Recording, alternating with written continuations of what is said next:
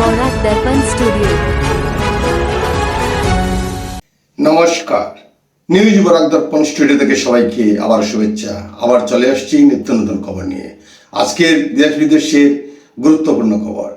দিল্লি বিস্ফোরণ মামলার তদন্ত চলা অবস্থাতেই বিস্ফোরণে জড়িত ওমান নবীনের বাড়ি ভেঙে দিয়েছে নিরাপত্তা কর্মীরা।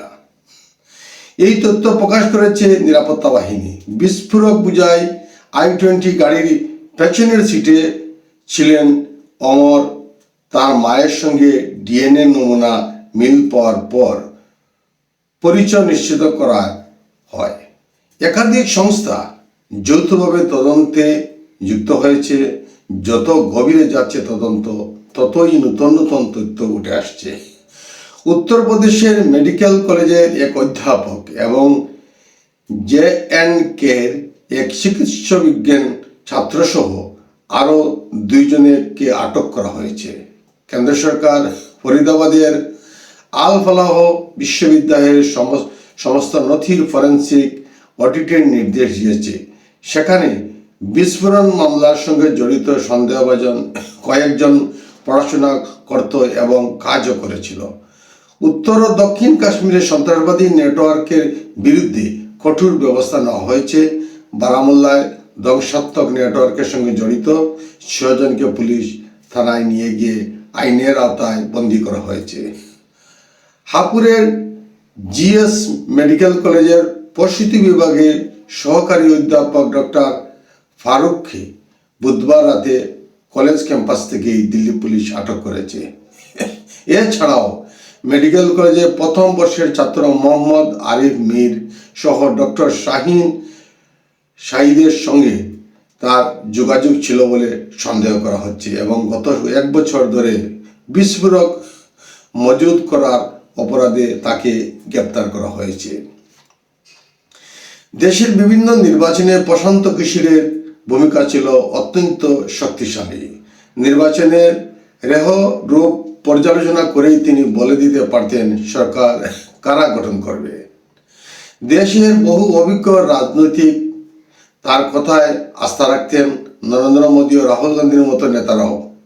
আজ যখন তিনি সক্রিয় রাজনীতির ময়দানে নিজে নেমেছেন, তখন তার কোনো হিসাবই ঠিকমতো মিলছে না।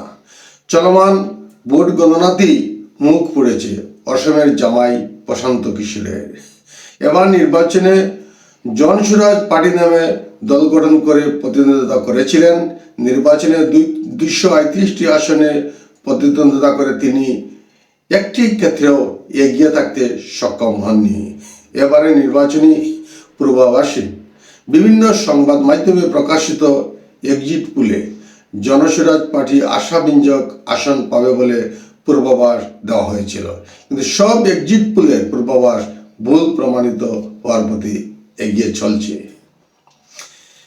বিহার বিধানসভা নির্বাচনে বেশিরভাগ বুথের সমীক্ষায় এগিয়ে রেখেছিল শাসক জোটকে। গণনা যত এগুচ্ছে জোট চিত্র অর্থাৎ বুট চিত্র ততই স্পষ্ট হতে শুরু করেছে। এখনো পর্যন্ত যা পরিস্থিতি, তাতে বড় জয়ের পথে এগুচ্ছে নীতিশ এবং বিজেপির শাসক জোট। মহাগঠবন্ধন বিগত বিধানসভা নির্বাচনের ফলাফল থেকে অনেকটা পিছিয়ে। কংগ্রেস দলের অবস্থা অত্যন্ত শোচনীয়, তা বলার অপেক্ষা রাখে না।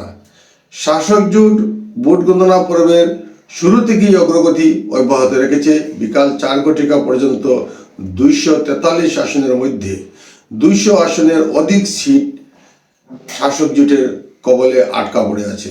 চিরাগ পাসওয়ানের দলও বিশাল জয় অব্যাহত রেখেছে। বিকাল 5টার পর ভোট গণনার সার্বিক চিত্র আমাদের সামনে চলে আসবে। আজকের প্রতিবেদনে এখানে সংক্ষিপ্ত বিরতি টানছি। সবাইকে নমস্কার জানিয়ে বিদায় নিচ্ছি।